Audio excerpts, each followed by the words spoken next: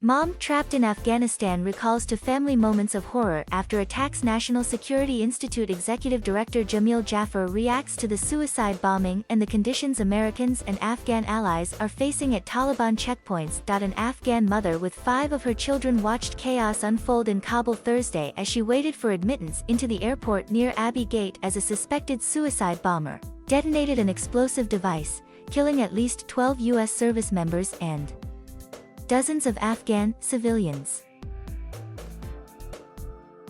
The relative, who wished to remain anonymous, described how her cousin witnessed the Taliban and American forces open fire as chaos unfolded. She said she ran for cover. She ran towards a house that she thought was safe and went to see if they would let her in because there was nothing else around. The person wouldn't let her and her kids in. She just had to stand up against the wall hoping she wouldn't get hit, she added. Thousands of Americans and Afghans have flooded to the Hamid Karzai International Airport following the collapse of Afghanistan with the Taliban takeover less than 2 weeks ago. Over 82,000 people have been evacuated from Afghanistan, though thousands more remain desperate to leave prior to the August 31st deadline when U.S. forces are scheduled to pull out. The State Department on Wednesday warned Americans in Afghanistan not to come to the airport due to a heightened risk of an attack, but with the August deadline nearing, people looking to flee Afghanistan rejected the administration's warnings out of fear that their lives would remain in danger once the U.S. withdrew its forces. They feel that their lives are at risk, especially those who have family members that are SIV holders, or those who are women or have daughters, he explained. They are worried that the Taliban are going to come knocking on their door and potentially take one of their daughters away and force marriage, as we saw in the late 90s. Mohammed's explanation gets to the core of why the mother of 5 was alone in Kabul trying to flee. She had previously traveled with her husband and oldest daughter from their village to Kabul on the day the Taliban took over the capital city, in a desperate attempt to evacuate their daughter. After an unsuccessful attempt on the first day, they returned to the frenzied crowd at the airport and were able to get their daughter up to the gate.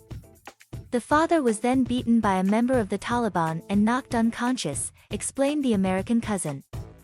One of the U.S. forces saw him, felt bad, grabbed him as well, and took his daughter inside the airport, she added. The father and daughter were later evacuated to Dubai. The American cousin then coordinated with U.S. lawmakers and the State Department to secure a meeting place between the Abbey Gate and the Baron Hotel, the site of the second bombing Thursday, where the mother and remaining 5 children were scheduled to meet a security official who would then transport them to the airport.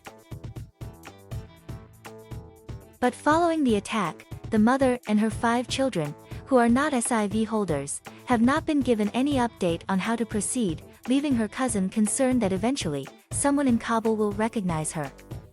My family comes from a long line of linguists and translators, and we worked very closely with the U.S. coalition from the beginning up until the very end, the American cousin said.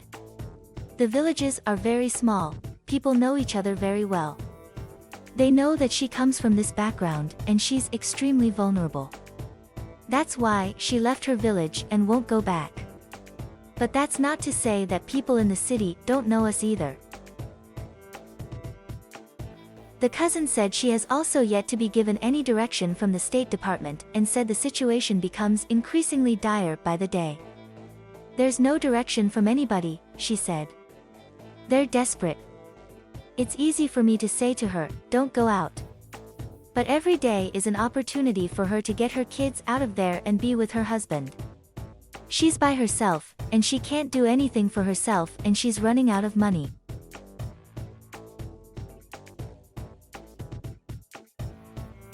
Thank you for watching. Please subscribe.